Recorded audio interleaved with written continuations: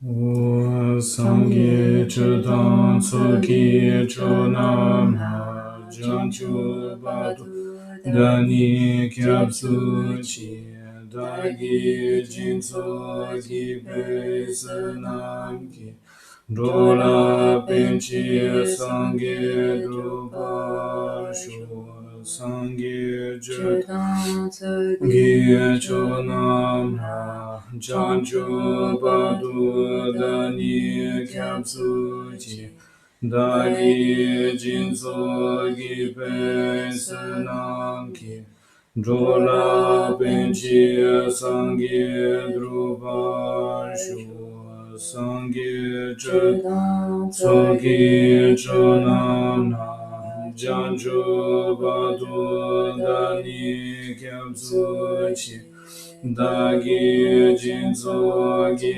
Pesanam Ki Dola Penchi Sangye Drupa Shu Simchin Tam Dewa Tan Dewe Gyudan Dempa Yuchi Dunge Tan Dunge Gi Gyudan Derwa Yuchi Dunge Mebe Dewa Damba Dan Minderwa Yuchi Nyerin Chadan Nidan Derwe Tanyam Chembola Neba Yuji Simjin Tamji Dewa Dan Dewe Yudan Demba Yuji Dunge Dan Dunge Yudan Dewa Yuji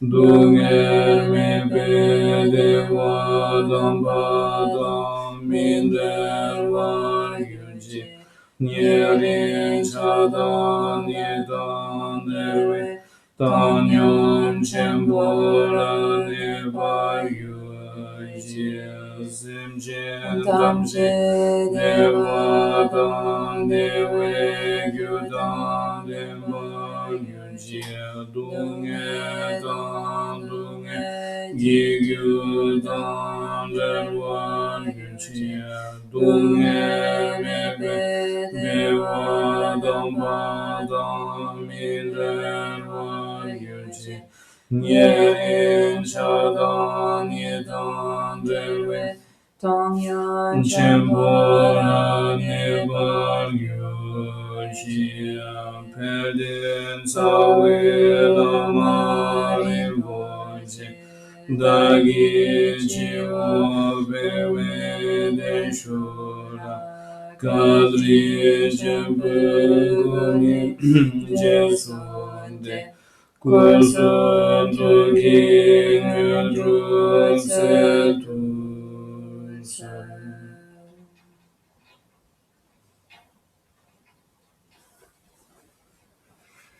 Bonjour.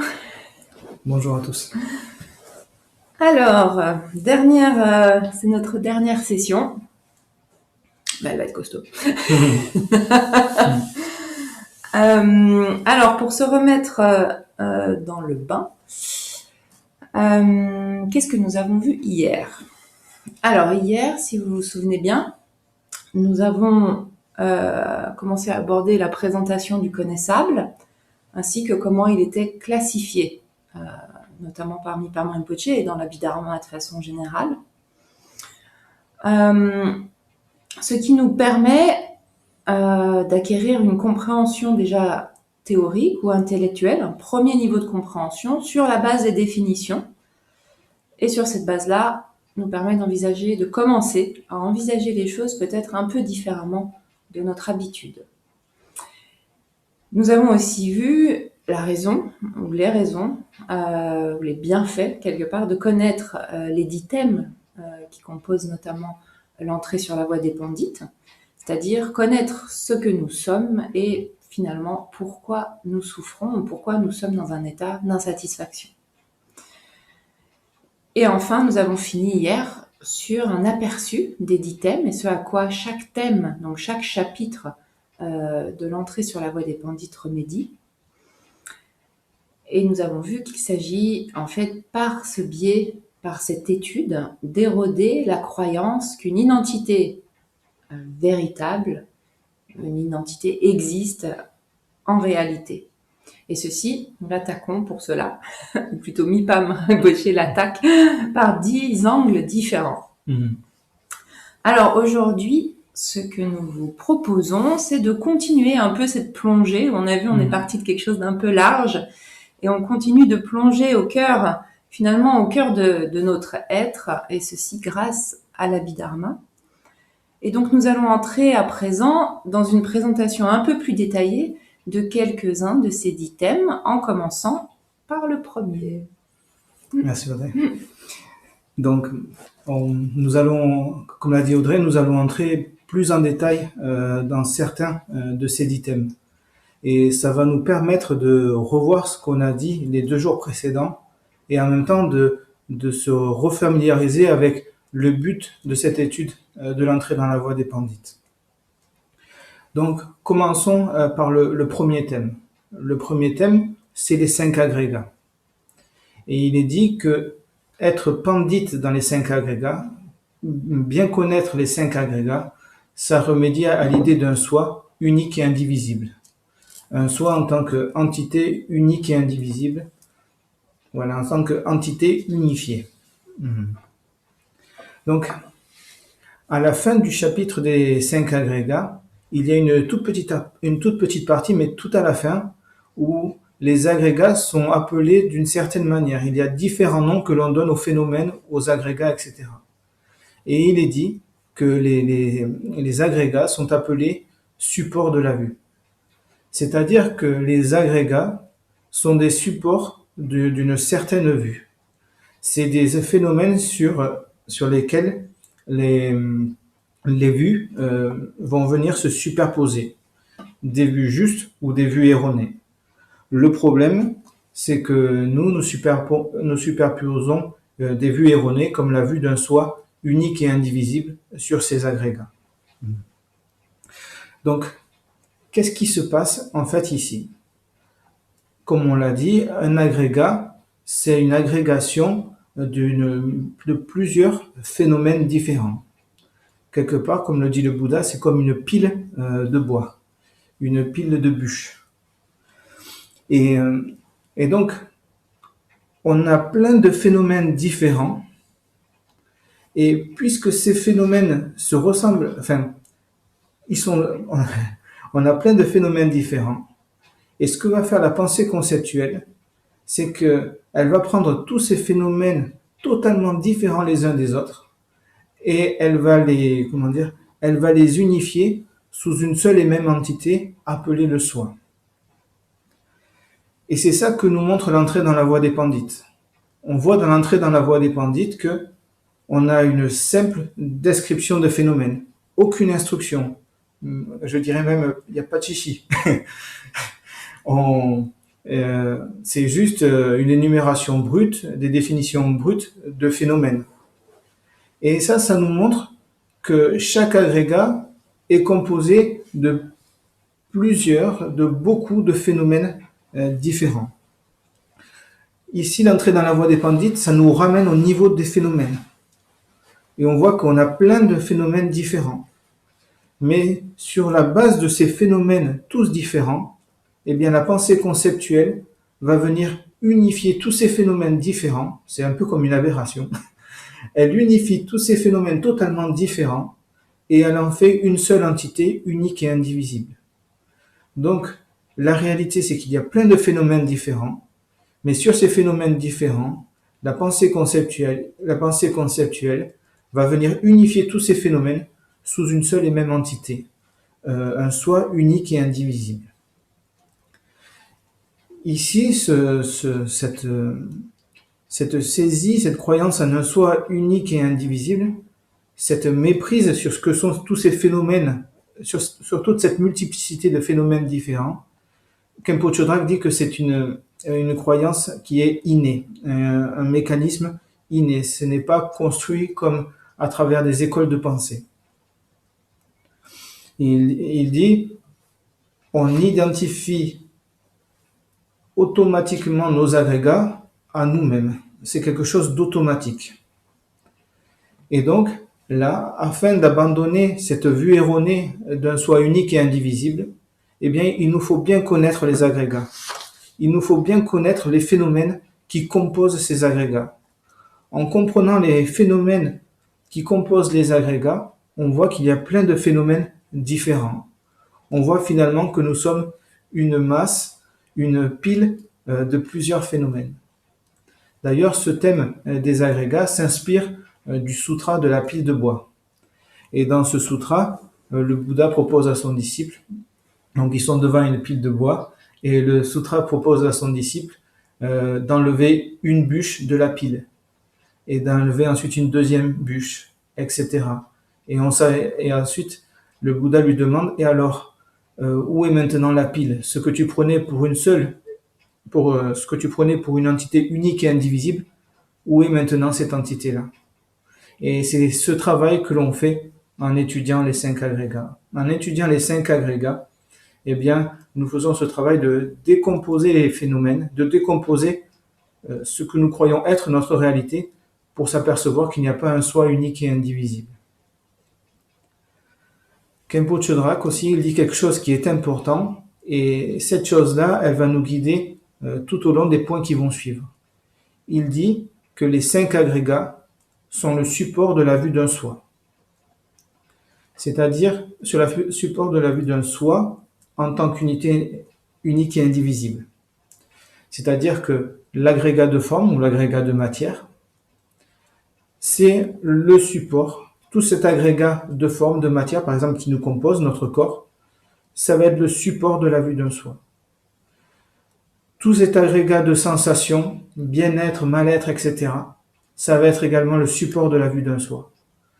Tout cet agrégat de distinction, en rapport avec les objets ou les désignations, c'est le support de la vue d'un soi.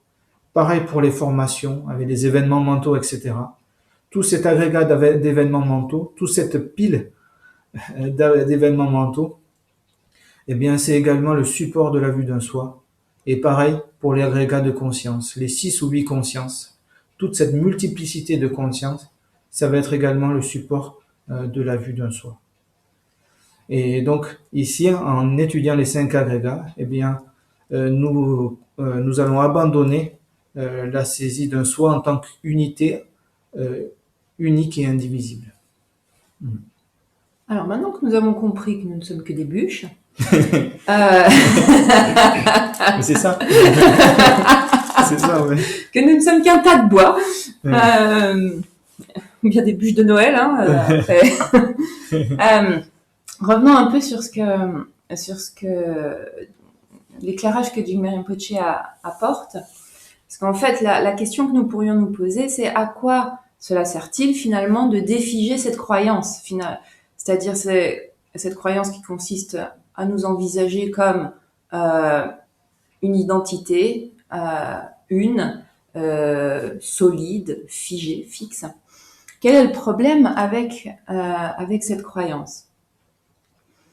Jigme Rinpoche nous explique que comprendre que tout n'est qu'un rassemblement de parties, comme Drakpa vient de l'expliquer, et nous-mêmes y compris, ces parties qui peuvent elles-mêmes se sous-diviser à l'infini, nous permet en fait donc de remettre en question cette solidité, cette fixité avec laquelle nous nous envisageons nous-mêmes. Nous envisageons aussi les autres, évidemment, mais aussi toutes les choses en général.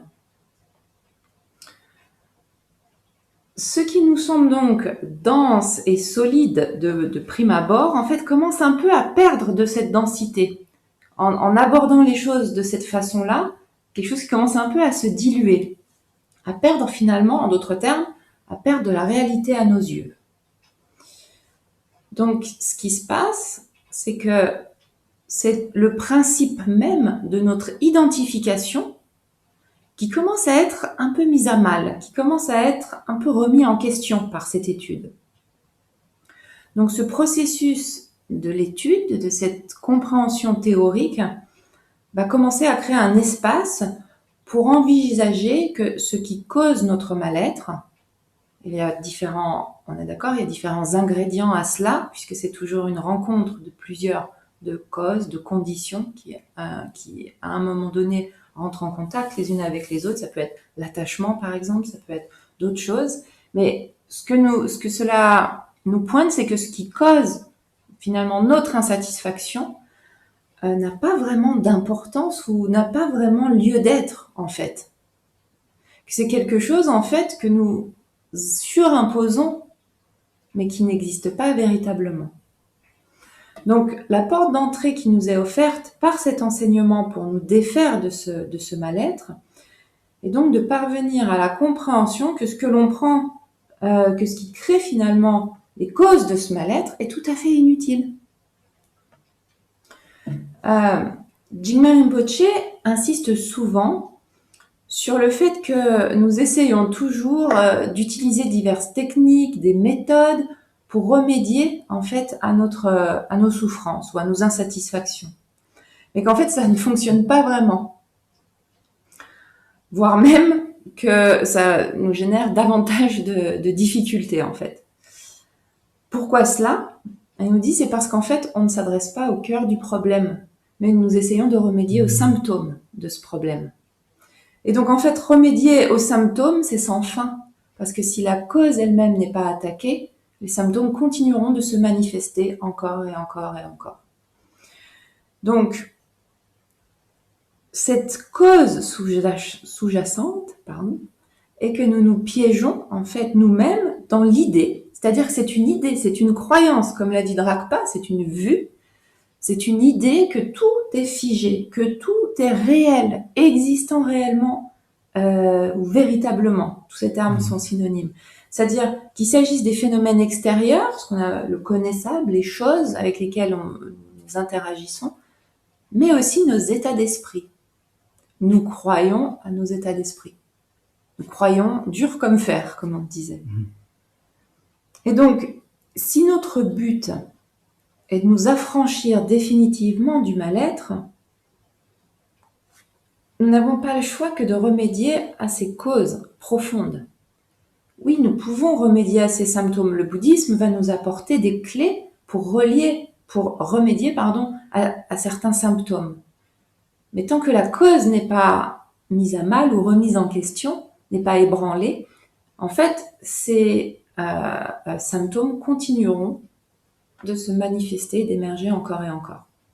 Donc, à travers les 5 agrégats, l'étude des 5 agrégats plutôt, nous commençons à acquérir une lucidité sur nous-mêmes, sur ce que nous sommes, et aussi sur la façon dont nous envisageons les autres, le monde de manière générale, et donc, sur cette base-là, la façon dont nous interagissons avec eux. Prenons maintenant les 5 agrégats. Nous allons voir chacun des 5 agrégats. Prenons tout d'abord l'agrégat de forme ou l'agrégat de matière. Khenpo Chodrak, il dit la chose suivante, il dit l'agrégat de matière, c'est le support de la vue d'un soi. C'est-à-dire que sur cette agrégation de plusieurs matières, d'une multiplicité de matières différentes, eh bien, il y a une vue d'un soi unique et indivisible qui est superposée. Et c'est ça et donc, il y a cette vue erronée d'un soi unique et indivisible qui est posée sur une agrégation de matière. Et c'est être pandit dans les agrégats qui va nous permettre d'abandonner cette vue d'un soi unique et indivisible. Que nous dit l'Abhidharma ? Que nous dit l'entrée dans la voie des pandits ? Déjà, il nous donne la définition de la matière. Khenpo Chodrak dit que la matière ou la forme, ça fait référence principalement, il y a un cas bien particulier, mais ça fait référence principalement à quelque chose qui a un aspect tangible et obstructif. Et donc, sur cette multiplicité de phénomènes tangibles et obstructifs, eh bien, il y a la vue d'un soi unique et indivisible est calquée. Et l'entrée de la voie dans la voie des pandits nous propose de regarder chacun des phénomènes qui composent cet agrégat tangible et obstructif. on voit qu'il y a les 5 facultés. On voit déjà que toute cette matière, toute cette forme est a pour origine 4 matières causales: l'eau, la terre, le feu, le vent, chacun étant totalement différent l'un de l'autre. Que sur la base de ces 4 matières causales, il y a 11 matières résultantes, les 5 facultés, la faculté œil, oreille, etc. Les 5 objets des sens, le visible, le son, les odeurs, les saveurs, les tangibilités, et puis cette fameuse 11e matière. Je ne vais pas m'attarder dessus, parce qu'il y a des grands débats. Bref, qu'est-ce que l'entrée dans la voie des Pandits nous dit? Dans ce chapitre-là, on n'a aucune instruction, juste une pure description des phénomènes. Ça va nous montrer la multiplicité des différents phénomènes matériels qui composent notre agrégat de matière. Et en étudiant cela, on s'aperçoit qu'il n'y a pas une matière unique et indivisible, un soi unique et indivisible, mais nous nous apercevons que nous sommes comme une pile de différentes matières. Et que dans cette pile de différentes matières, dans ce tas de différentes matières, eh bien, on ne peut pas trouver un soi unique et indivisible.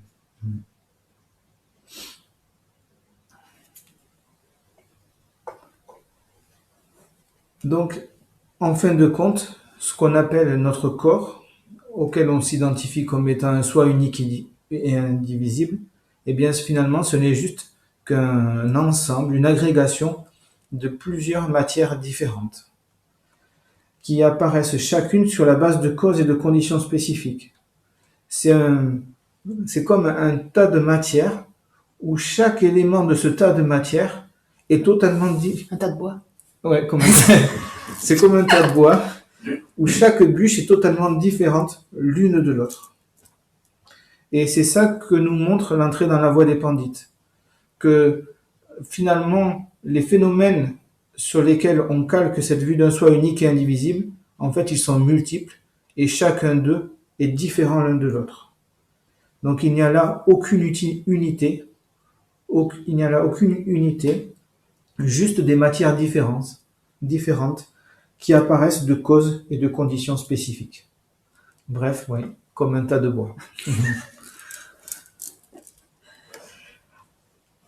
Ensuite, il y a l'agrégat de sensations, le deuxième agrégat.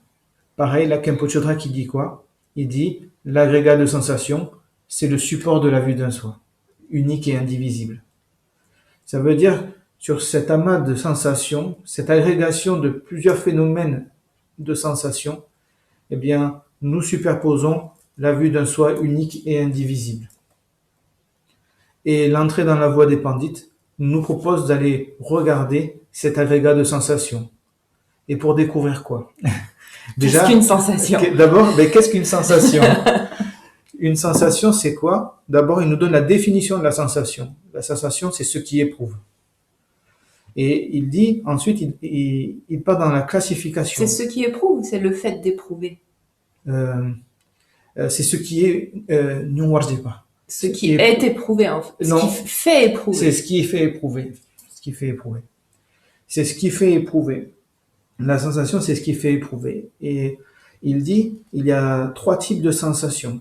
Donc déjà, on arrive à 3 types de sensations. Sensation bien-être, mal-être et neutre. 3 sensations totalement différentes l'une de l'autre. Il dit également qu'il y a 6 types de sensations. La sensation autour de la conscience visuelle, la sensation autour de la conscience auditive, olfactive, gustative, tactile et mentale. Donc on a 6 types de sensations, sachant que ces 6 types de sensations peuvent être bien-être, mal-être ou neutre. Donc finalement on arrive à la fin avec 18 sensations. Donc, et ces 18 sensations sont totalement différentes l'une de l'autre. Et là c'est pareil.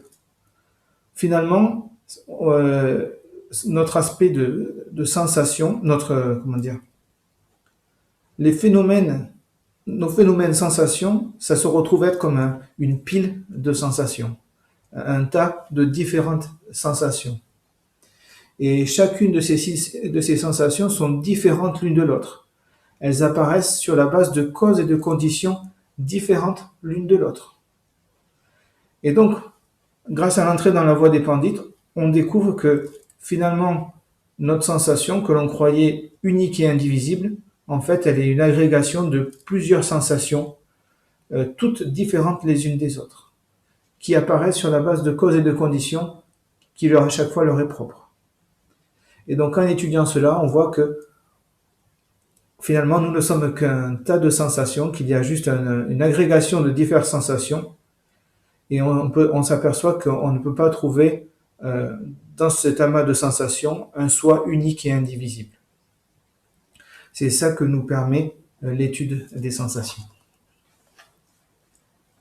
Alors, vous vous souvenez, je crois que c'était hier ou avant-hier, où Rinpoche avait dit qu'il fallait pas se méprendre que on cherchait pas à détruire le soi. De la même façon, il n'y a pas de problème avec la sensation en tant que telle. Le problème, en fait, est la réaction en chaîne qu'elle déclenche. Donc, dans notre quotidien, nous sommes constamment en train de faire des choses, interagir, etc. Et ce qui fait que nous ne sommes pas lucides quant à ce qui se passe dans l'esprit, tellement les choses vont vite. Il y a pas assez, nous n'avons pas forcément l'espace pour identifier ce qui est vraiment en train de se jouer ou de se dérouler dans l'esprit. Donc essayons prenons un moment pour finalement les résumer assez simplement. Dragpa a parlé de 18 sensations. Prenons finalement les deux types de sensations qui nous mènent par le bout du nez. La sensation de bien-être et la sensation de mal-être. Qu'est-ce qui se passe quand nous éprouvons une sensation de bien-être ou agréable, physique, mentale? Eh bien, en fait, nous cherchons à nous l'approprier. Nous cherchons à la figer ou à la protéger, à vouloir qu'elle dure, qu'elle ne s'arrête pas. En d'autres termes, il y a une forme de réaction où elle va entraîner une réaction de désir, d'appropriation, d'attachement, de fixation, de saisie. Tous ces termes sont assez similaires, assez synonymes. Maintenant, prenons la sensation inverse. Lorsqu'on éprouve une sensation désagréable, physique ou mentale, pareil, qu'est-ce qui se passe sur cette base-là? Nous cherchons à la repousser ou à la faire cesser, à la nier, à s'en débarrasser en d'autres termes. Donc cela entraîne une réaction de colère, peut-être, de rejet, en tout cas. Comme par exemple quand je suis arrivée ce matin avec un t-shirt rayé et que Nibou, notre technicien depuis ces 3 jours, m'a dit mais ce n'est pas vrai, un t-shirt rayé à la caméra, ça ne passe pas du tout apparemment. Est-ce que ça vous crée une sensation désagréable? Voilà. Donc, nous avons rejeté, n'est-ce pas, cette sensation, nous avons couvert tout ça. En bref, il y a toujours cette polarité entre ce que je veux et ce que je ne veux pas, en d'autres termes. Donc, ceci n'est pas la sensation en tant que telle, mais c'est ce que la sensation, c'est la réaction en chaîne qui est déclenchée sur la base de cette sensation. Donc, Jigme Rinpoche nous invite à commencer à identifier ce qui est en présence sans intervenir, sans réagir. Alors, bien sûr, ça va pas être forcément dans les situations les plus difficiles de notre quotidien qu'on va pouvoir le faire. Et finalement, l'espace un des espaces appropriés, c'est quand nous commençons à nous asseoir. Qu'est-ce qui est en présence? Quelle est la sensation qui est là? D'ordinaire, Jigme Rinpoche insiste en disant que nous ne sommes pas vraiment conscients de ce qui se passe et de ce que nous ressentons, de ce que nous pensons, de cet enchaînement, de cette réaction en chaîne qui est créée. Mais si nous posons un regard sincère sur ce qui se passe dans notre esprit, ce qui est déclenché en nous, nous allons voir que dès qu'il y a une circonstance, une situation, des choses qui se rencontrent, ça vient déclencher immédiatement une sensation. Et sur cette base-là, si c'est quelque chose ou c'est quelque chose par exemple qui est agréable pour nous, eh bien nous essayons immédiatement de nous l'approprier, si c'est une chose matérielle. Dans le cadre de quelqu'un ou dans le cadre plutôt d'une personne, qu'est-ce que nous allons essayer de faire? La protéger, tout de suite la soutenir. Mais en revanche, si c'est la sensation, en fait, elle est désagréable ou elle est déplaisante, qu'est-ce qu'on va essayer de faire? On va tout de suite détruire, repousser ou rejeter. Ce fonctionnement, nous dit Rinpoche, n'est rien d'autre que celui du samsara, en fait, notre fonctionnement ordinaire. C'est ainsi que fonctionne le monde. Et en tant que tel, il n'y a pas de problème à cela. Mais si, justement, nous prenons conscience de cette réaction en chaîne qui est créée sur cette base-là, et si notre but est d'essayer de nous affranchir de cette réaction en chaîne, alors il faut que nous changions ce concept duel à la base, cette façon duel de s'approprier, de rejeter, d'envisager les choses sous cette manière-là. Parce que sinon, nous ne pourrons jamais en fait nous en affranchir. Ensuite, il y a le troisième agrégat, l'agrégat de distinction. Et Khenpo Drak dit, l'agrégat de distinction, c'est aussi un support de la vue d'un soi, un support de la vue d'un soi unique et indivisible. Et là, pareil, l'entrée dans la voie des pandits, elle continue son analyse implacable des phénomènes. Tout d'abord, l'entrée dans la voie des pandits nous présente la définition d'une distinction. C'est ce qui définit des caractéristiques, des marques aux choses. Et Khenpo Drak aussi dit la chose suivante dans le 12 septembre 2011. Il dit que la distinction, c'est une cognition focalisée sur des marques.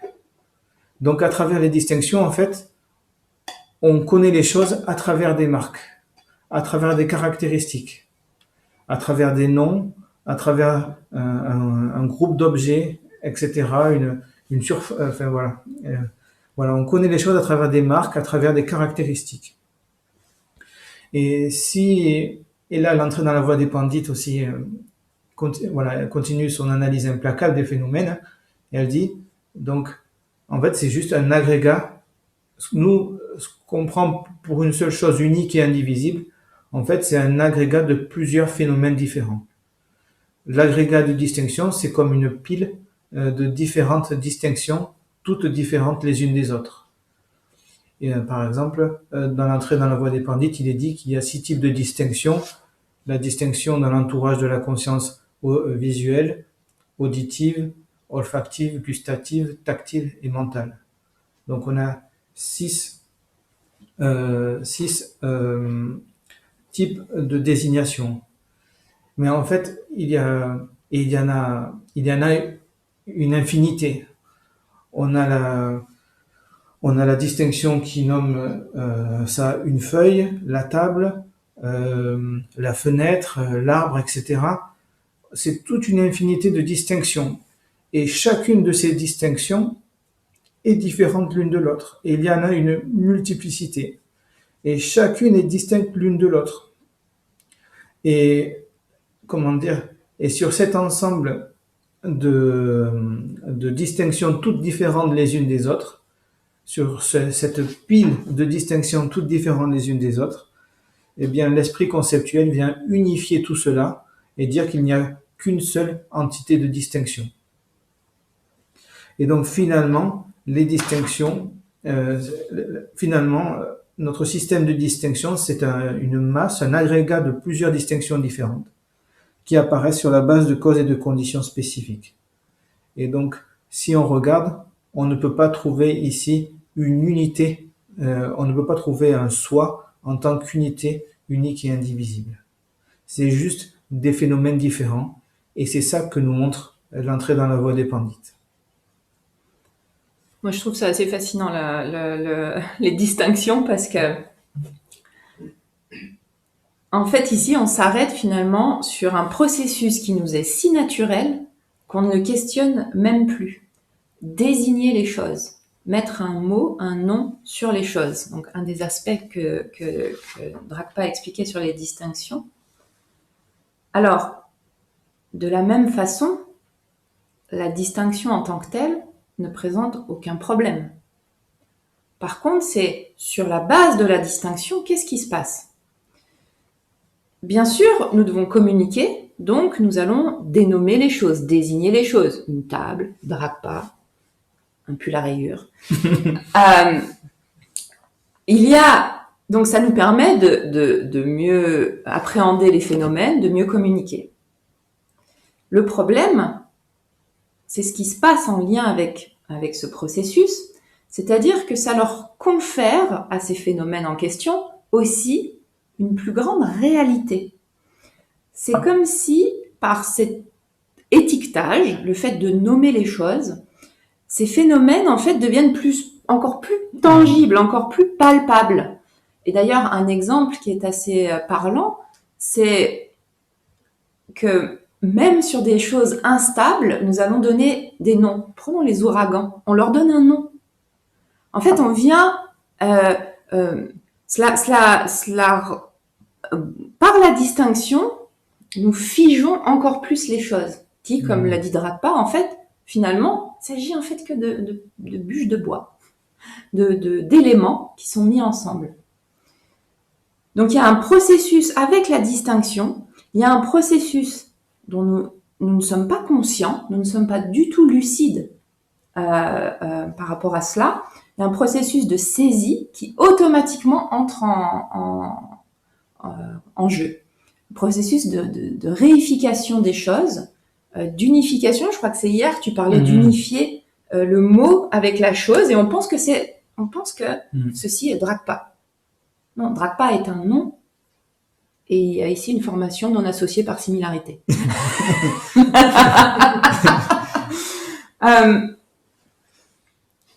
Et alors, qu'est-ce qui se passe ensuite, une fois qu'il y a cette unification? Comme je disais tout à l'heure, nous y croyons dur comme fer. Et en fait, si on réfléchit, et Khenpo Chodrak, je crois, je ne sais plus quelle année, quel mois, ni quel jour, mais il l'a dit. Il a dit qu'en fait, on s'attache particulièrement à expliquer les distinctions parce qu'en fait, finalement, c'est la cause de beaucoup des tourments du monde, des guerres, du racisme, par exemple, etc.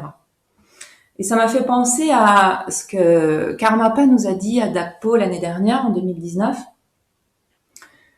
où il nous a dit la chose suivante. La notion d'ami et d'ennemi est engendrée par l'invention des concepts. L'invention des concepts ou des mots, il y a d'abord cette invention des concepts, des mots, puis le fait de ne pas réaliser vraiment le potentiel de cette technologie. Je trouve ça intéressant, il appelle les mots, c'est une technologie. Et il dit qu'ensuite, nous sous-estimons le pouvoir des concepts, ce qui amène à une mauvaise communication, ce qui amène au fait que tout devient très figé, très statique et permanent, et il dit ce qui provoque une grande anxiété. Parce que sur cette base-là, nous pensons que les amis le sont pour toujours et que les ennemis le sont aussi pour toujours. Je trouve que c'est assez illustrant sur ce pouvoir en fait de la distinction des mots. Et on peut le voir. Enfin, moi, je sais pas toi, mais moi personnellement, qu'il est difficile pour moi de renoncer à une opinion qui m'est chère ou d'accepter même une opinion qui est divergente de la mienne. Donc ici, Jigme Rinpoche nous invite à essayer de repérer, en fait, d'identifier ce qui se passe en nous, ce fonctionnement, et qu'est-ce qu'il crée. C'est-à-dire, sur la base de ce processus de la distinction, qu'est-ce qui ensuite, quelle est la réaction en chaîne qui, de nouveau, prend place.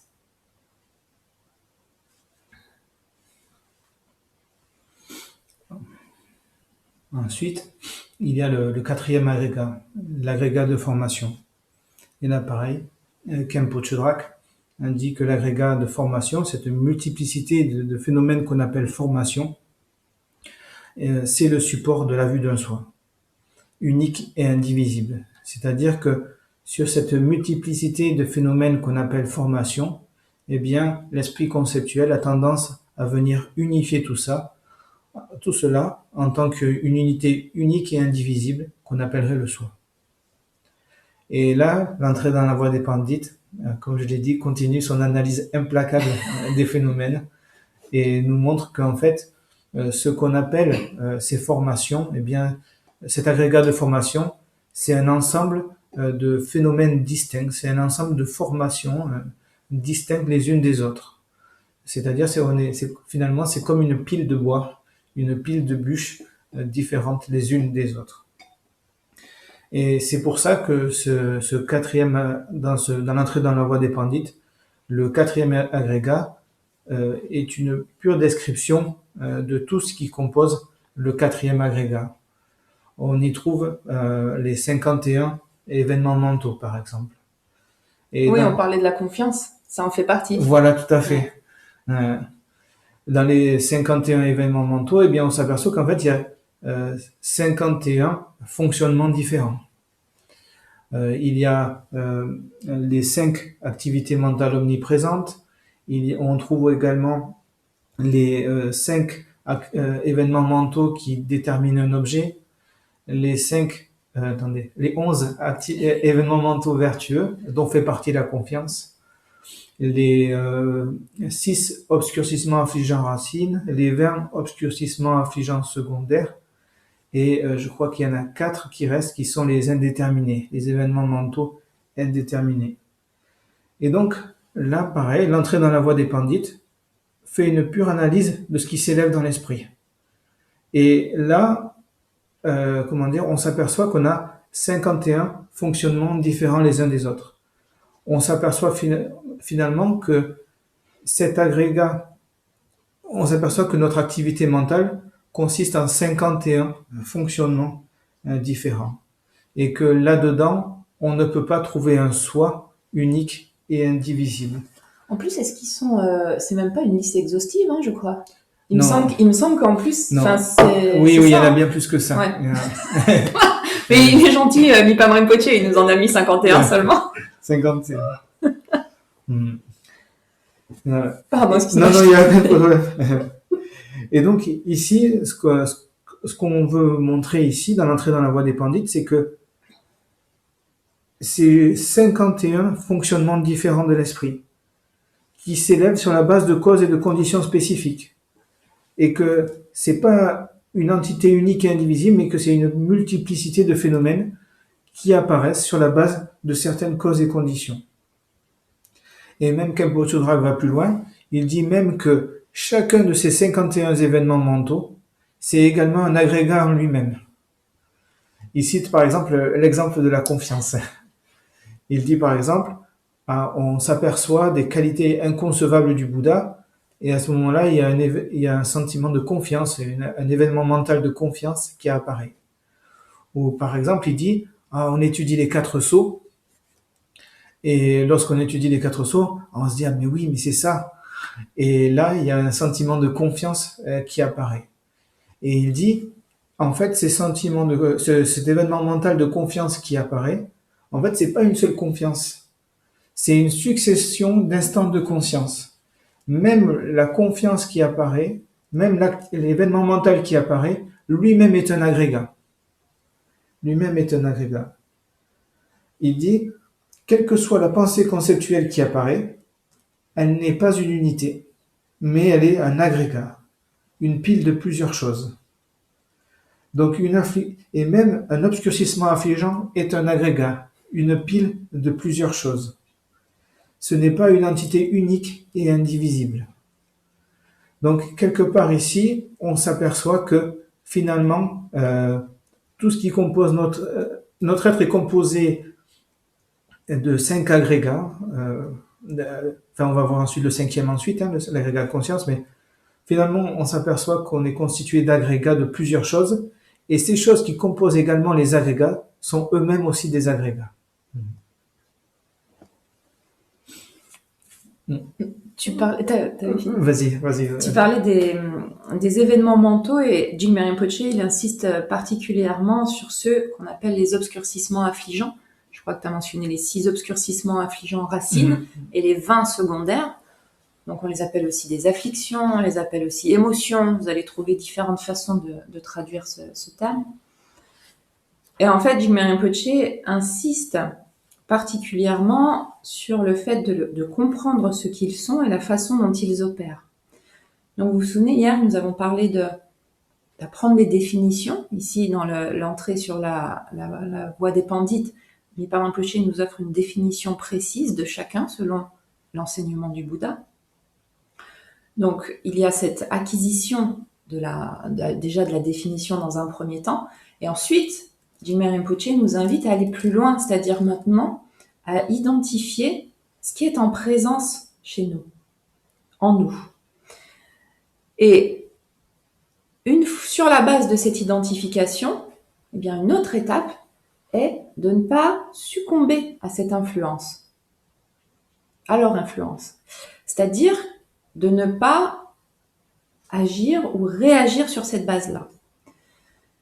En d'autres termes, il nous invite à ne pas tomber dans le piège. Et ceci se base sur l'identification de ce qui est là. Et la connaissance, l'identification correcte, qui se base sur la référence du Dharma. Et pourquoi faire cela? Mais parce que c'est précisément ce qui crée et perpétue le samsara. Donc par conséquent, si l'on souhaite s'affranchir, en d'autres termes, de ce qui nous cause ou crée de la souffrance ou de l'insatisfaction, bien, il faut, comme on l'a vu auparavant, il s'agit en fait d'attaquer les causes de ce problème-là. Et pour ça, Jigme Rinpoche nous donne les ingrédients suivants. On apprend, on comprend nos schémas, nos fonctionnements mentaux, tels que l'enseignement bouddhique les définit, comme les formations par exemple. Ensuite, nous les identifions en nous, c'est-à-dire nous reconnaissons ce qui est en présence en nous-mêmes pour ne pas tomber dans leur piège, c'est-à-dire pour ne pas réagir ou fabriquer notre propre idée de la chose. Et ceci va être particulièrement vrai dans notre pratique méditative également. C'est-à-dire que c'est pas parce que l'on s'assoit que ces fonctionnements ordinaires s'arrêtent.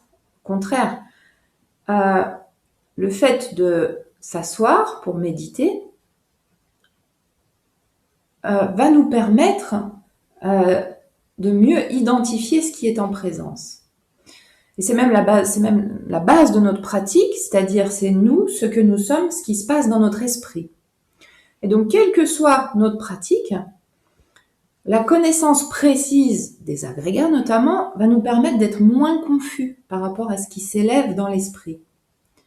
Parce que grâce à cette connaissance, nous allons pouvoir identifier de manière correcte ce qui se passe. Par exemple, se rendre compte que finalement, tiens, ceci n'est qu'une sensation. Et donc, ça va nous permettre de ne pas nous tromper nous-mêmes. Par exemple, nous pouvons penser méditer, c'est une expérience d'éveil. Non, en fait, sur la base de cette étude, de cette compréhension que nous aurons acquise, de cette théorie, nous pouvons reconnaître ce qui est là pour ce que cela est. En d'autres termes, mais en fait non, c'est simplement une sensation. Et sur cette base-là, alors, qu'est-ce qui se passe? Eh bien en fait, le maillon de la réaction en chaîne se casse. C'est-à-dire que sur la base de la reconnaissance, nous savons que c'est une sensation et nous ne laissons pas l'esprit être emporté par cette sensation. C'est-à-dire, en d'autres termes, nous ne laissons pas l'esprit être distrait de son point de concentration. Si c'est par exemple la respiration, parce que l'on s'entraîne à méditer, bien alors nous pouvons ramener l'esprit doucement sur son point de concentration.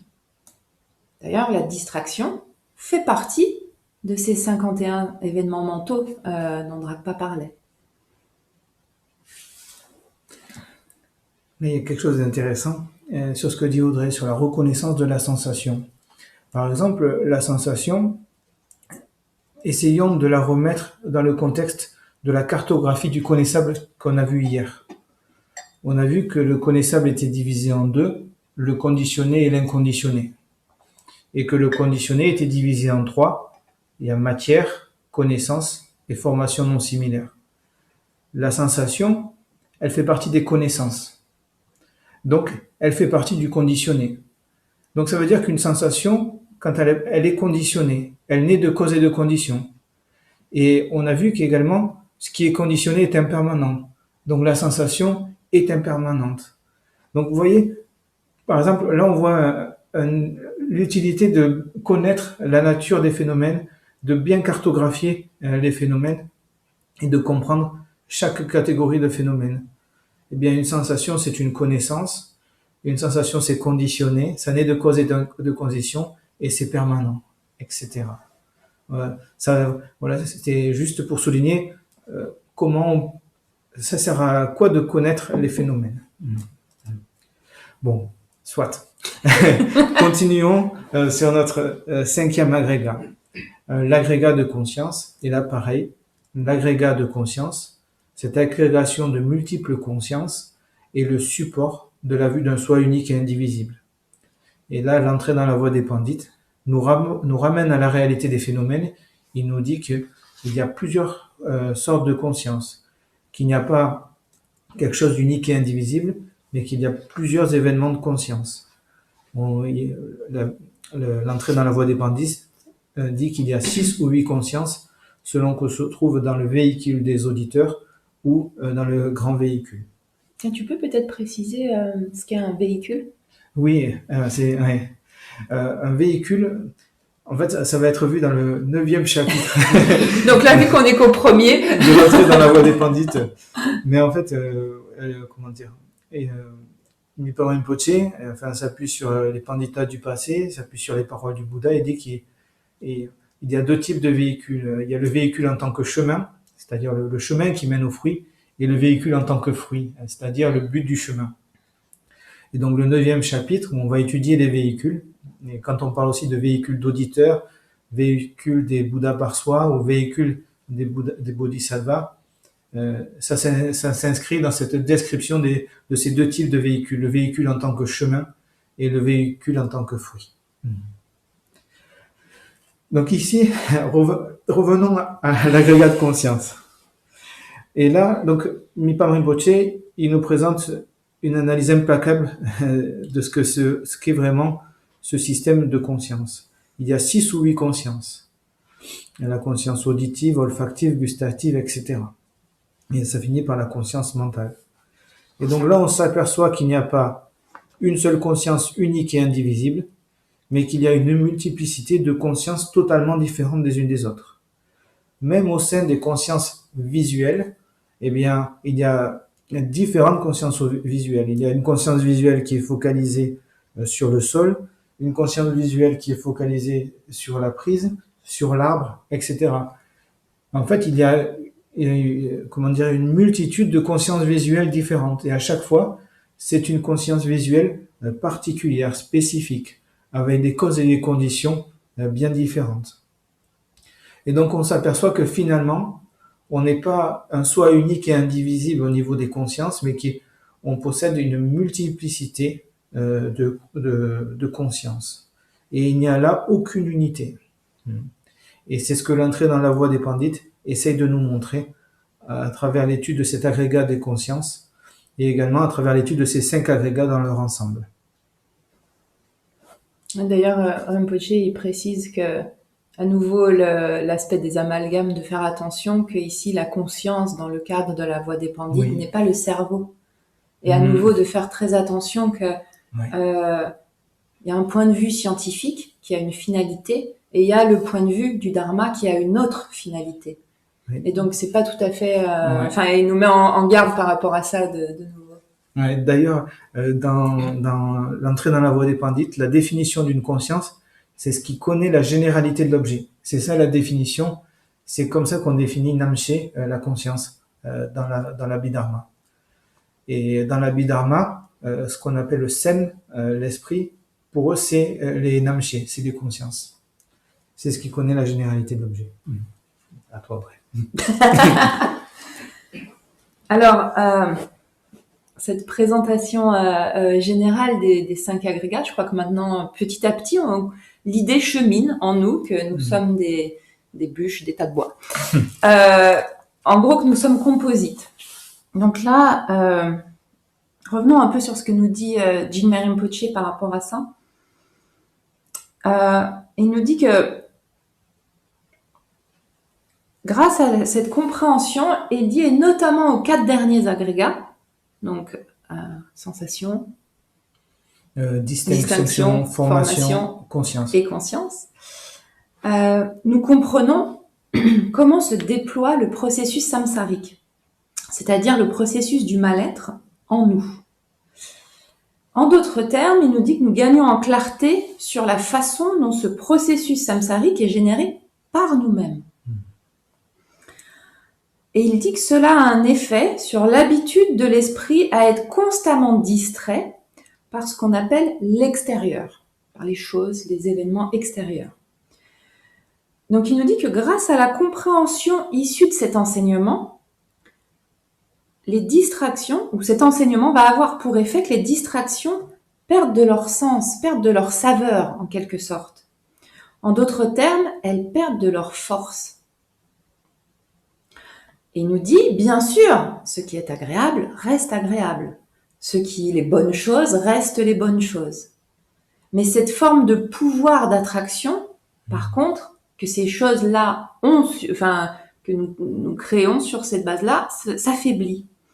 Ça m'a fait penser aussi à Shamar Rinpoche dans un de ses ouvrages récents, a cité Tilopa qui enseignait à Naropa et qui disait « Mon fils, ce ne sont pas les choses qui t'enchaînent, mais l'attachement que tu leur portes. » Donc ici, c'est exactement ce que nous dit Rinpoche. Le problème n'est pas la sensation agréable, le problème n'est pas la sensation désagréable, mais tout ce qui va ensuite en découler. Donc, grâce à cette compréhension en lien avec les agrégats, Jigme Rinpoche continue en nous disant que notre désir, donc cette attraction, cette envie irrésistible envers ces aspects va donc diminuer. Et donc, toutes les conditions qui nous environnent vont finalement perdre de leur importance, perdre de leur réalité, de leur solidité. Et forcément, bien cela va aussi, en perdant de cette solidité ou de cette réalité, cela va venir réduire le mal-être qu'elles peuvent générer, parce que nous y sommes trop attachés ou nous les figeons dans finalement un mouvement qui est contre nature. Et grâce à cela, c'est toujours Rinpoche qui dit cela, nous avons moins besoin de nous engager dans des actes en lien avec ce qui était une forme d'attraction, comme on l'a vu, ou de rejet. La réaction en chaîne dont on parlait. Et donc, par conséquent, le regard reste davantage tourné vers l'intérieur. Et il nous explique que un regard tourné vers l'intérieur, ça signifie que l'esprit, il demeure simplement présent, sans suivre les mouvements qui sont impulsés par ces obscurcissements affligeants, par ces événements mentaux, quels qu'ils soient.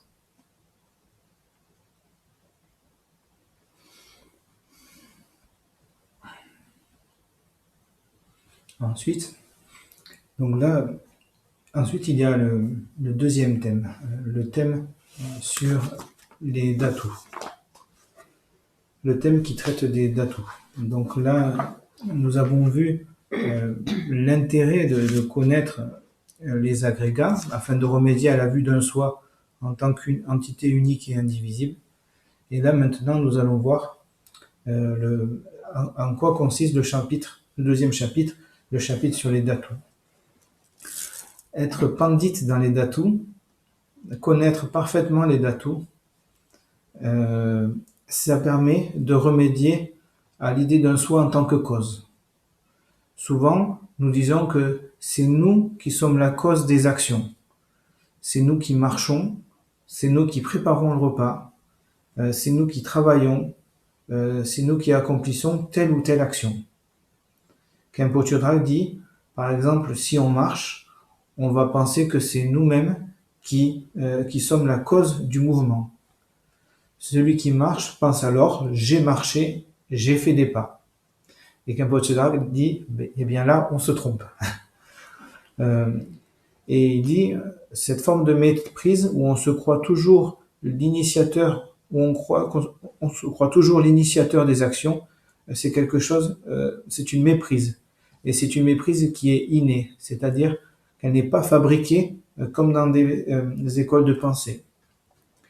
Et donc, et ici, le fait de se penser comme la cause des actions, eh bien, c'est un argument qui nous fait croire qu'on est un soi, que l'on existe.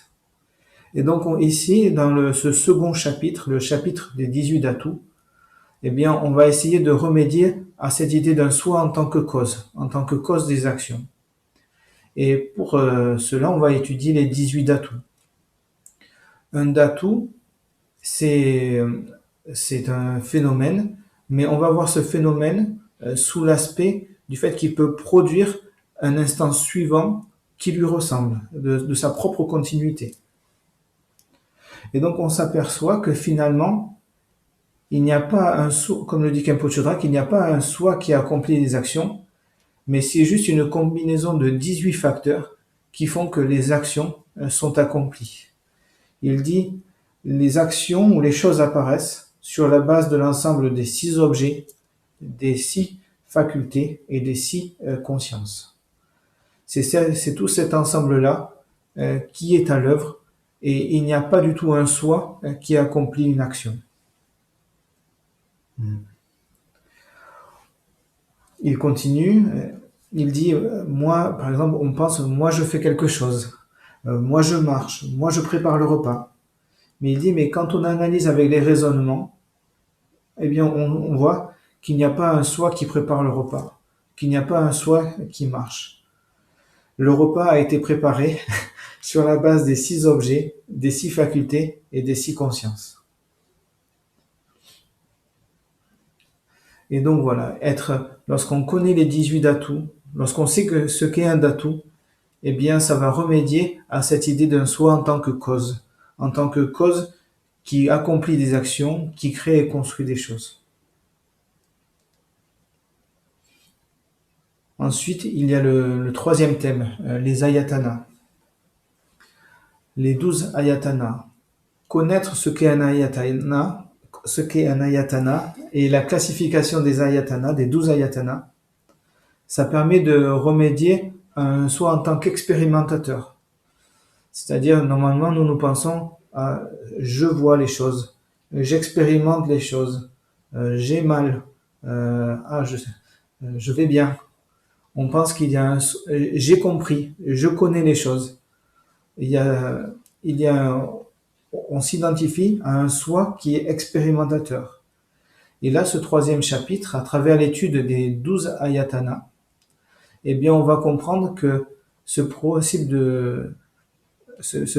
où on d'expérimentation des choses, ce principe de connaître les choses, de comprendre les choses, ne relève pas d'un soi, mais c'est juste tout un processus cognitif qui prend place sur des causes et des conditions bien spécifiques. C'est juste des connaissances, un ensemble de connaissances, un ensemble de cognitions, mais que là-dedans, il y a certes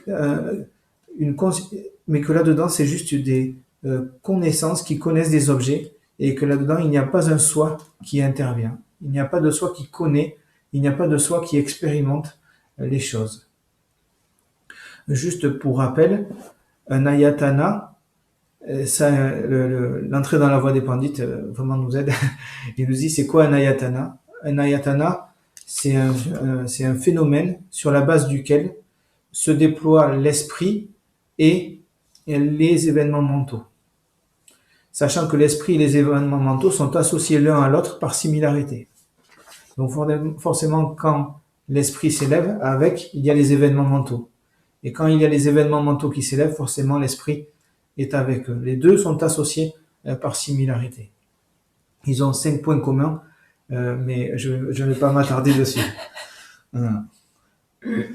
Et donc, juste ici, c'est pour dire que en parlant des ayatanas, on parle des phénomènes qui sont la cause de la connaissance, qui sont la cause de la naissance et du déploiement de la connaissance. parce que l'esprit, les événements mentaux, ce n'est pas autre chose que des connaissances. C'est rangé dans la catégorie des connaissances. Et donc on va voir que les connaissances d'objets, tous ces différents modes de connaissances, lorsqu'on expérimente des choses, lorsqu'on comprend des choses, eh bien tout ça relève de causes et de conditions bien particulières et qu'il n'y a pas un soi dans tout ce processus cognitif. C'est ce que va nous aider à comprendre ce troisième chapitre sur les ayatanas. Alors, nous venons d'avoir un aperçu des 3 premiers chapitres, ou des 3 premiers thèmes de l'entrée sur la voie des Pandits. Maintenant, peut-être abordons un peu plus ce que Jigme Rinpoche met cet aspect de l'étude plus directement en lien avec la pratique méditative. Jigme Rinpoche nous explique que l'étude de ces notions donc, est importante parce qu'elle nous permet de ne pas nous méprendre sur ce que nous allons rencontrer, notamment dans notre méditation. Si nous pratiquons sans référence, sans par exemple la référence de l'enseignement, il explique que les diverses sensations qui peuvent apparaître, et que nous pouvons appeler expériences méditatives, elles ne seront pas identifiées pour ce qu'elles sont. Et elles peuvent nous entraîner en fait hors du chemin, toujours avec cette réaction en chaîne dont nous parlions. Donc grâce à une connaissance acquise au préalable de certains sujets, de certains thèmes donc de l'enseignement bouddhique, nous pourrons identifier ce qui est en présence et continuer notre progression. Et il est vrai que dans le domaine des expériences méditatives, nous n'éprouvons pas que de bonnes expériences. Nous pouvons aussi éprouver des sensations, des expériences plus pénibles, désagréables. Et si nous n'avons pas l'information de l'étude, bien, celles-ci peuvent générer de la confusion. Par exemple, nous pouvons penser que je ne suis pas un bon pratiquant.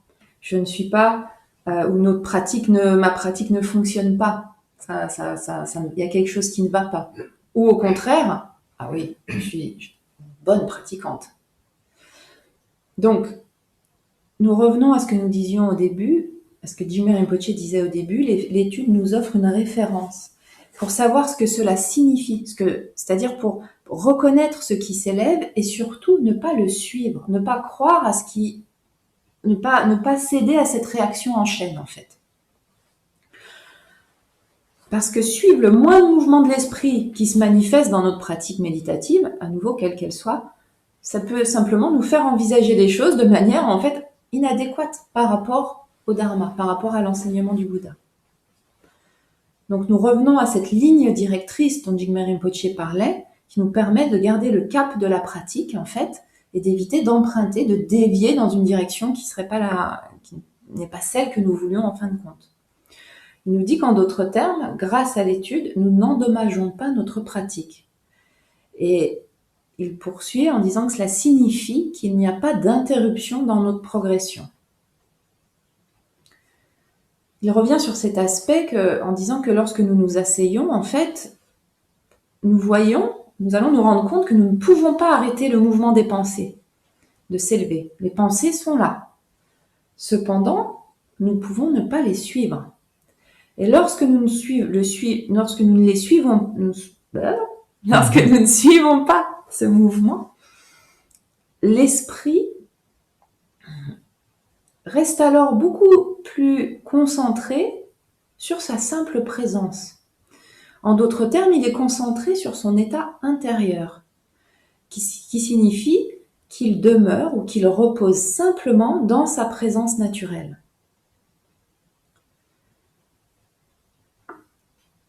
Alors, il a été question des 5 agrégats, par exemple, et Jigme Rinpoche nous explique que leur étude va aussi nous introduire à ce que l'on appelle la vacuité, ce mot qui est presque un gros mot. En effet, si toute chose, et nous y compris, n'est qu'un rassemblement de parties, donc, qu'est-ce qui existe véritablement en réalité ? Et donc cette notion, ça commence à introduire, en fait cette étude va introduire finalement cette notion de la vacuité qui nous sera utile dans le cadre de la pratique, et Jigme Rinpoche souligne que ça sera notamment utile dans le cadre de la pratique de Chenrezig. En d'autres termes, il nous dit que cela nous met sur la voie pour accéder à l'état ultime de notre esprit. Il poursuit en disant que dans le contexte notamment des agrégats, il est question d'actualiser l'inexistence du soi, de se rendre compte, mais également de se rendre compte en fait de cette inexistence, du fait que nous croyons à quelque chose qui en réalité n'existe pas. Et il nous dit que nous pouvons remarquer qu'est-ce que cela, en fait, il nous dit, en nous questionnant sur cet aspect-là, cela nous amène à remarquer que nous ramenons toujours tout à nous-mêmes.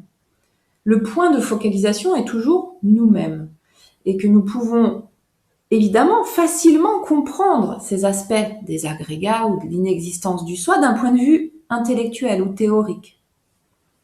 Mais parce que comme l'a dit Dragpa, il y a une logique implacable dessus. Maintenant, la seule compréhension intellectuelle ne nous permet pas de l'actualiser, c'est-à-dire de le faire passer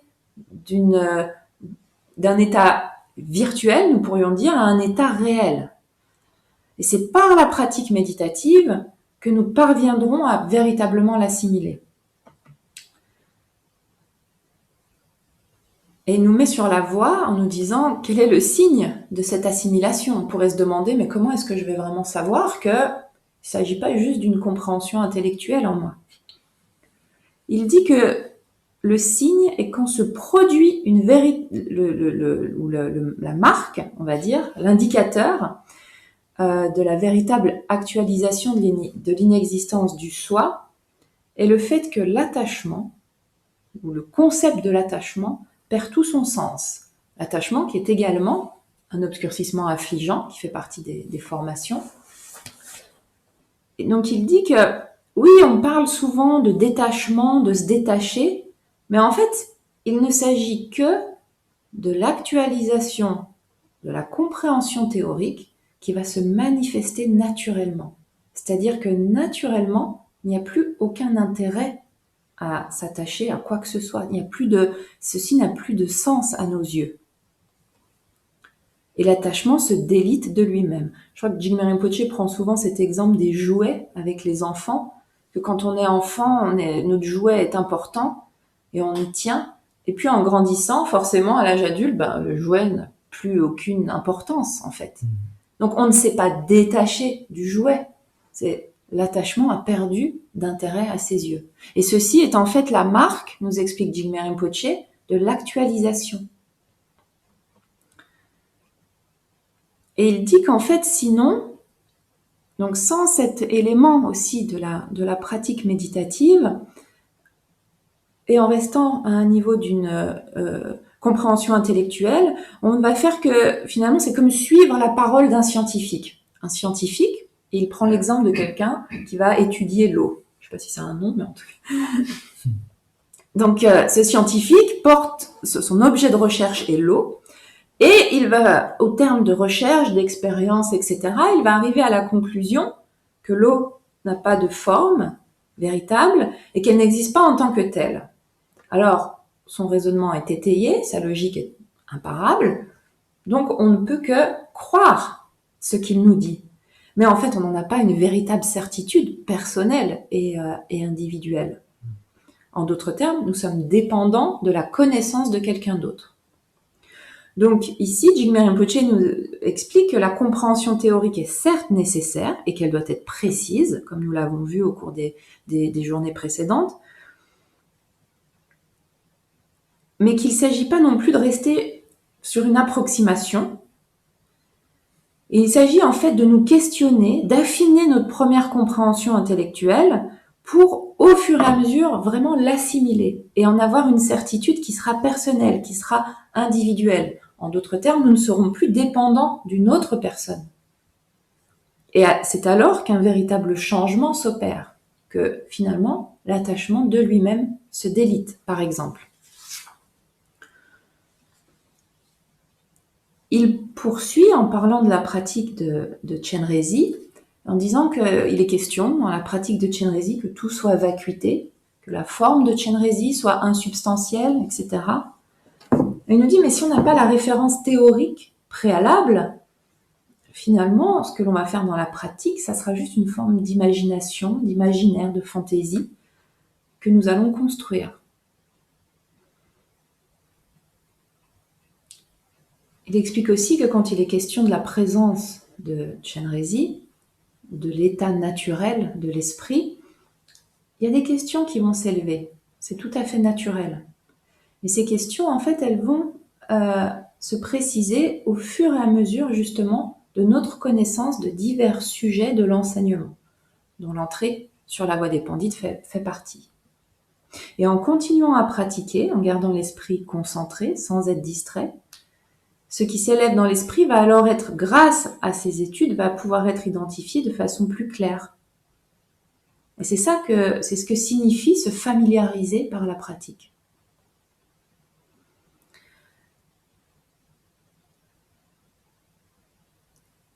De façon générale, Rinpoche nous explique et nous rassure quelque part en nous disant que quand nous commençons une pratique méditative, en fait, il y a toujours un aspect où on fait un peu semblant. C'est-à-dire que nous créons, par exemple, dans le cas de la pratique de Chenrezig, on crée dans notre esprit ces aspects.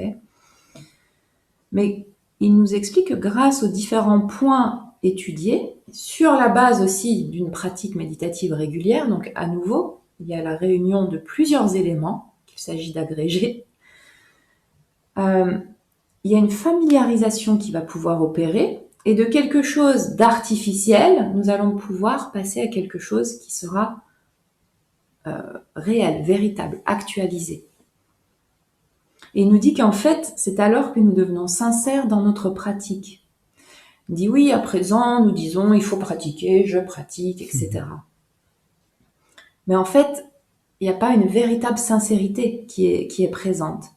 C'est la connaissance de l'enseignement, le fait de se familiariser avec la pratique qui va nous permettre de combiner ces différents aspects. Parce que, notamment, nous en verrons l'utilité ou la nécessité. Et donc, c'est à ce moment-là, c'est à partir de ce moment-là que nous pouvons prétendre, entre guillemets, actualiser le fruit. C'est-à-dire nous affranchir de notre attachement, nos saisies, nos fixités sur une identité, sur un soi, sur une existence véritable. En d'autres termes, il nous dit que nous ne serons plus pris par nos tendances habituelles et ordinaires. Donc, nous nous affranchissons de notre mal-être. Donc, c'est la façon dont Jinmé Rinpoche fait ce lien qui, comme il l'a dit, n'est pas naturel de prime abord. Nous n'allons pas le voir tout de suite entre l'étude et l'aspect de la pratique.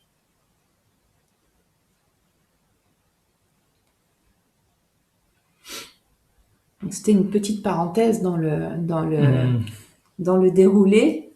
Peut-être nous avons encore le temps d'aborder ce 4e chapitre, ce 4e point de l'entrée sur la voie des Pandits. Oui.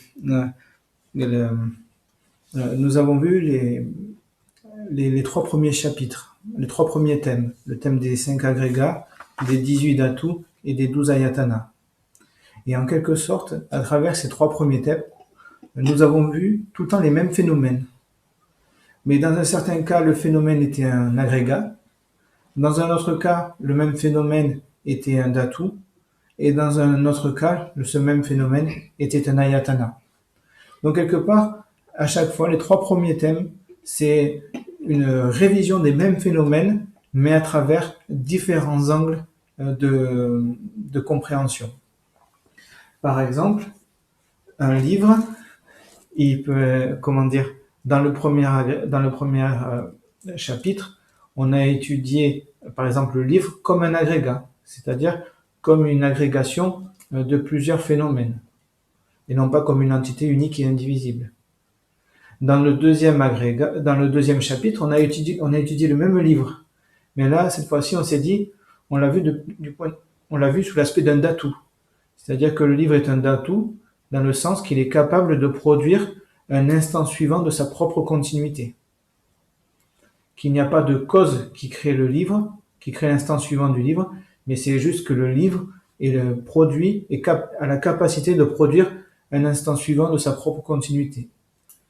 Et dans le 3e chapitre, eh bien, on a reparlé du livre, mais on a reparlé du livre comme un ayatana, comme une source de connaissances. En effet, le livre, c'est un support sur la base duquel, eh bien, vont naître et se déployer des connaissances, telles que l'esprit et les événements mentaux. Donc, à travers les 3 premiers chapitres, on a tout le temps parlé des mêmes phénomènes, mais à travers 3 prismes différents.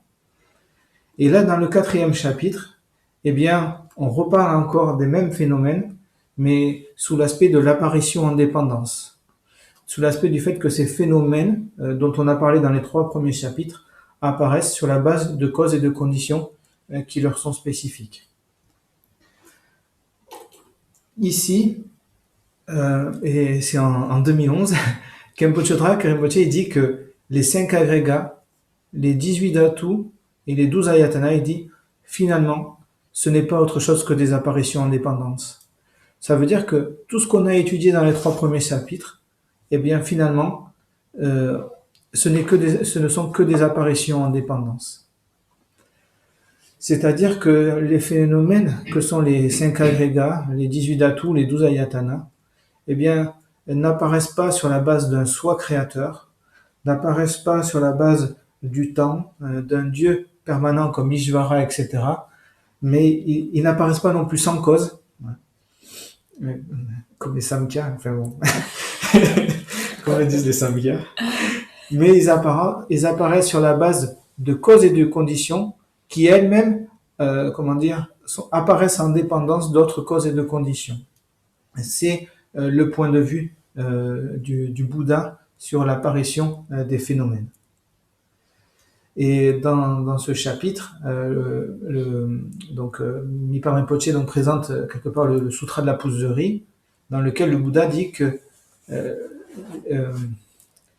présente le Sutra de la pousse de riz. Et il dit, en fait, il y a deux aspects d'apparition en dépendance. Il y a ce qu'on appelle l'apparition en dépendance relative. Vous vous rappelez, au niveau relatif, on est à la surface des phénomènes, avec quelque chose qui naît sur la base de causes et de conditions. Et il y a un aspect également d'apparition en dépendance ultime. Et cet aspect d'apparence l'apparition en dépendance ultime, elle a, là il y a une absence de naissance, il y a la vacuité, etc. Donc, l'apparition en dépendance, ce n'est pas uniquement des phénomènes qui apparaissent en dépendance de causes et de conditions, mais c'est un principe qui est bien plus profond. C'est-à-dire que l'apparence en dépendance aussi aborde cet aspect ultime, avec, quand on regarde bien, l'absence de naissance, que quelque chose ne naît pas d'elle-même, ne naît pas d'autre chose, ne naît pas d'elle-même et d'autre chose, et ni d'elle-même, ni pas d'elle-même, ni pas d'autre chose.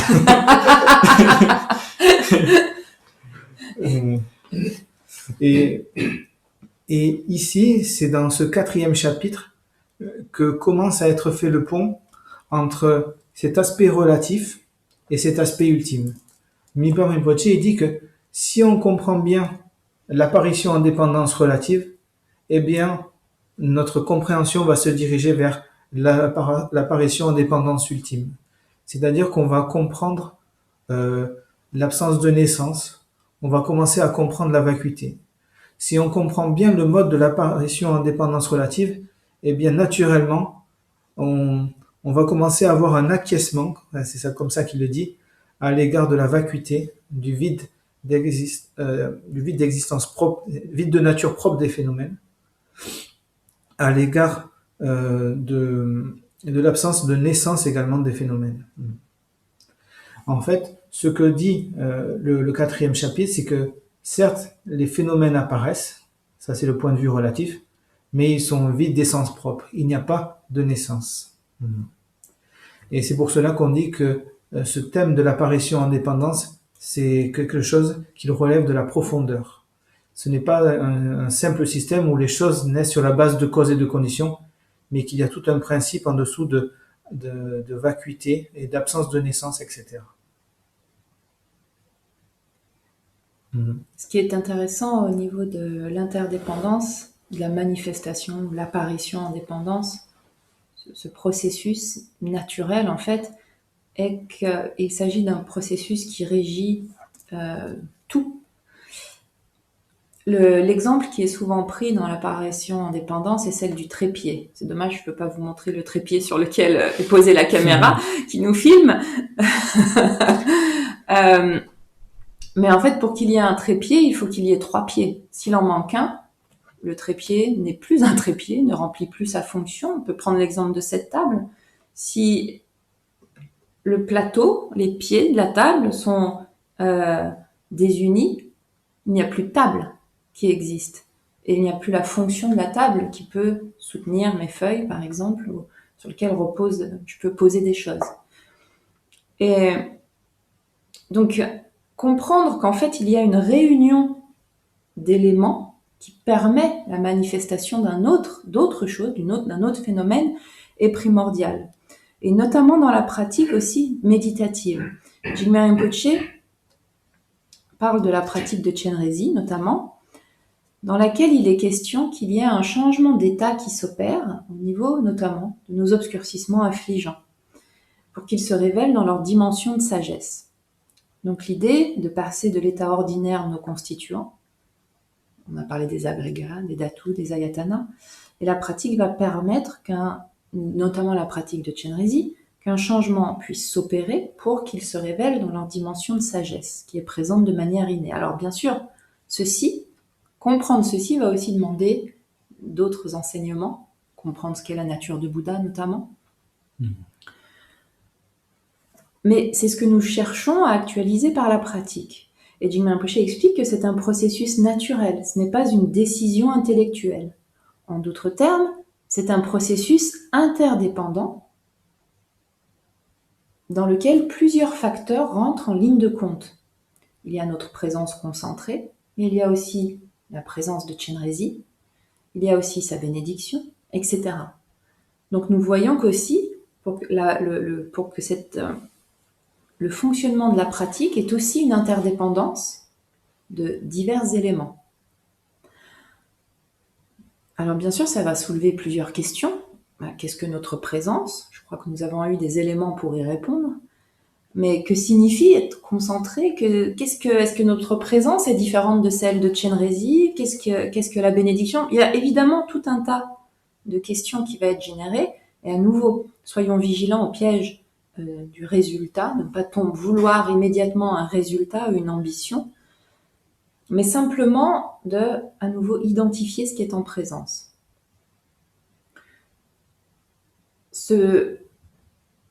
Jigme Rinpoche nous enjoint de rester détendu, c'est-à-dire de ne pas suivre ce qui s'élève dans l'esprit.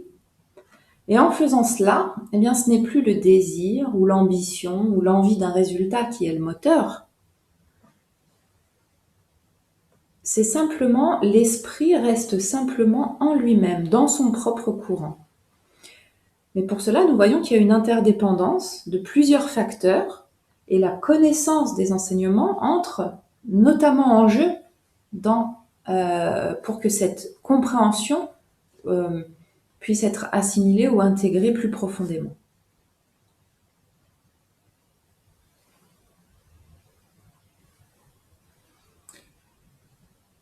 Juste avant la conclusion, nous avons pensé faire un pont intéressant entre les 4 premiers thèmes que nous avons évoqués et le thème des vérités. La plupart d'entre vous, vous êtes dans ce processus du cursus de Chenrezig et en ce moment, vous étudiez les vérités.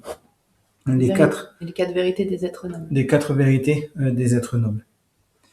Et ici, ça nous a mis la puce à l'oreille parce qu'en 2011, Khenpo Drak Rinpoche, il dit la chose suivante. Il dit, et c'est repris d'ailleurs dans le commentaire de Khenpo Nuden, il dit que les 4 premiers thèmes, les agrégats, les dhatus, les ayatanas et l'apparition en dépendance, ces 4 premiers thèmes, ils sont appelés la porte de la vision des vérités.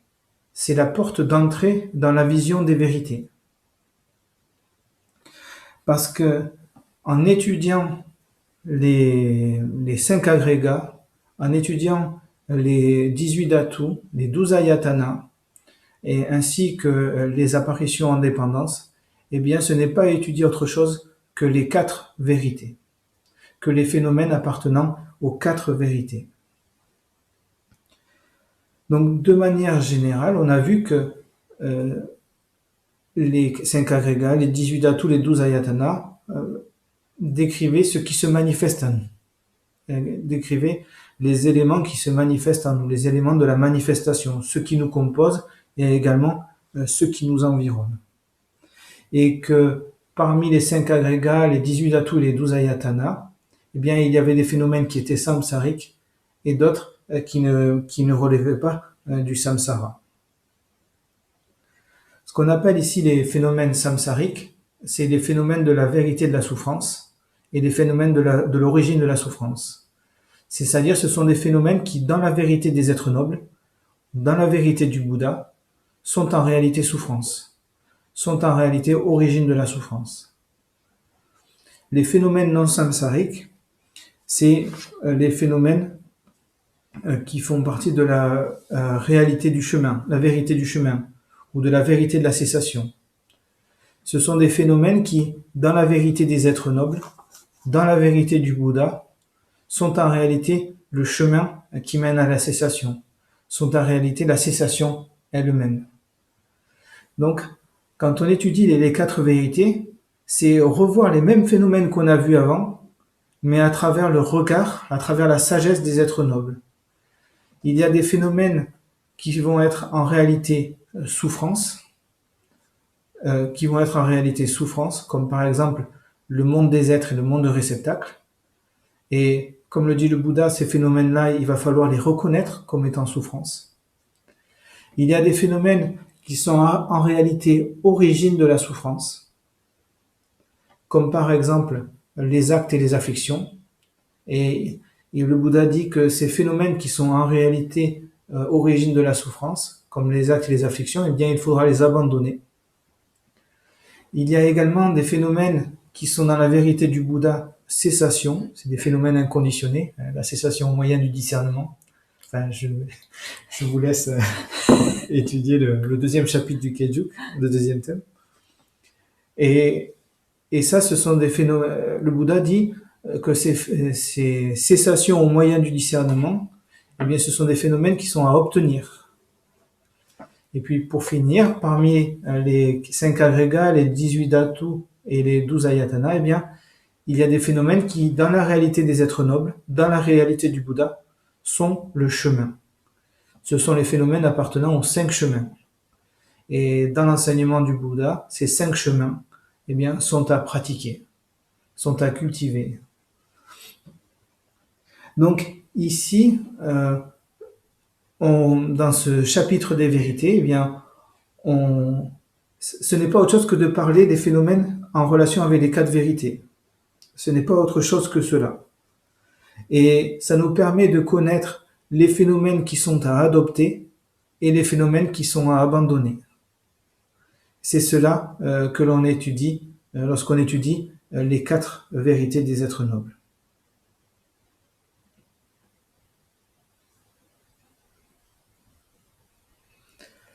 Maintenant, passons à la conclusion de ces 3 sessions sur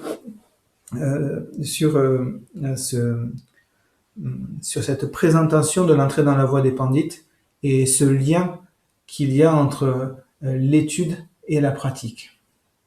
Donc, ici, pour faire cette conclusion, je vais revenir au sens du texte. Ce texte de l'entrée dans la voie des pandits, eh bien, s'appelle l'entrée dans la voie des pandits. Intéressant. C'est implacable comme logique. Donc, ici, pour baser cette conclusion, je m'appuie sur le colophon de l'entrée dans la voie des pandits, où là, Mipam explique le titre de son texte, chose qu'il n'a pas fait au début du texte. Il le fait tout à la fin, à la dernière page du texte. Et il nous explique ce qu'est l'entrée dans la voie des pandits. Déjà, il dit que si on réfléchit, si on étudie et que l'on réfléchit bien et que l'on contemple et que l'on réfléchit bien sur ce texte, eh bien cela va être la porte d'entrée dans ce mode d'être des Pandits. Et il décrit ce qu'est le mode d'être des Pandits. Un Pandit possède le mode d'être d'un Pandit. Un Pandit possède trois qualités. La première, c'est qu'il est Pandit, c'est-à-dire qu'il connaît parfaitement les phénomènes, les connaissables, autant les connaissables de vastitude que les connaissables de profondeur. Il est dit que un Pandit, cette première qualité de Pandit, le fait de bien connaître les phénomènes, eh bien, c'est quand on a obtenu quelque part, c'est comme ça qu'il le dit dans le colophon, là le pratiquant aura obtenu la lumière de l'authentique dharma, issue de l'étude, de la réflexion et de la méditation. C'est-à-dire il a une parfaite connaissance des connaissables de profondeur et de vastitude, et également il comprend le dharma, l'enseignement du Bouddha. Il a une connaissance parfaite de l'enseignement du Bouddha. C'est ça la première qualité d'un pandita. La deuxième qualité d'un pandita, c'est que ici, c'est la vénérabilité, tsunpa en tibétain, la vénérabilité. C'est cette vénérabilité, elle va être acquise du fait que on agit en accord avec le dharma, qu'on va posséder les qualités des trois entraînements. L'entraînement à la discipline, l'entraînement à la méditation et l'entraînement au discernement. Et donc, ici, le pandita a cette deuxième qualité de vénérabilité. Il est vénérable parce qu'il agit en accord avec le dharma et il possède les qualités des trois entraînements. Et puis, pour finir, la troisième qualité d'un pandita, c'est qu'il possède l'excellence de l'activité, qui accomplit de bien des êtres et de l'enseignement. C'est ça le mode d'être d'un pandita. Il possède trois qualités. Il connaît parfaitement les connaissables. Il possède les qualités des trois entraînements et il possède également une excellente activité qui accomplit le bien des êtres et de l'enseignement.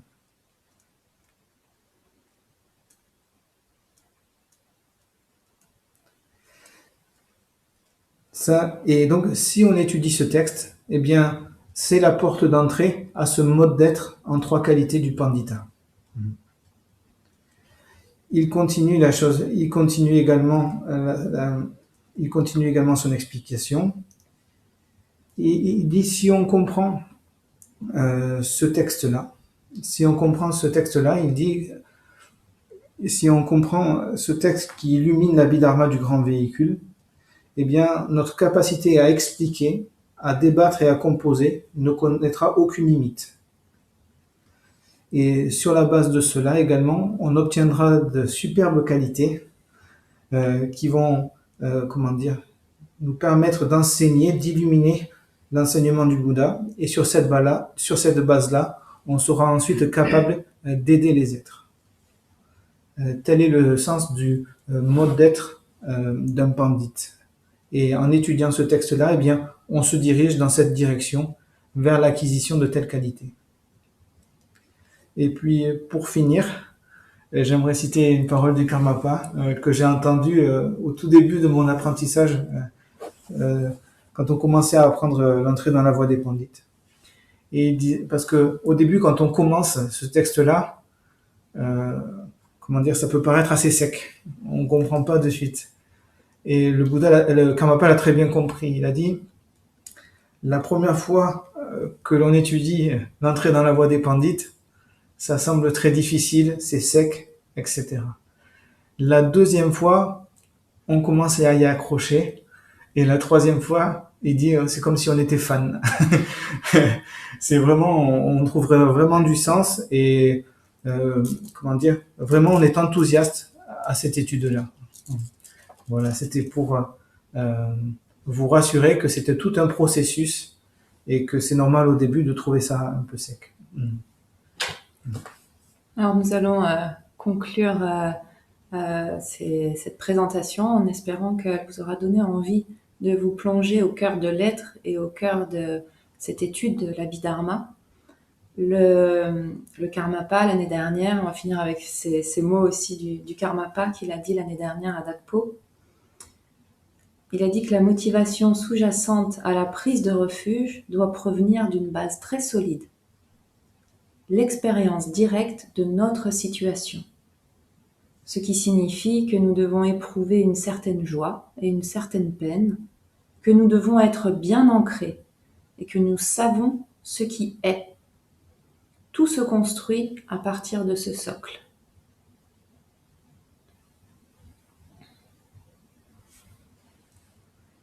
Sunam diye tamshi zipani tomne nyepe jana tamche kiega nachi panam trupai sipe sole droa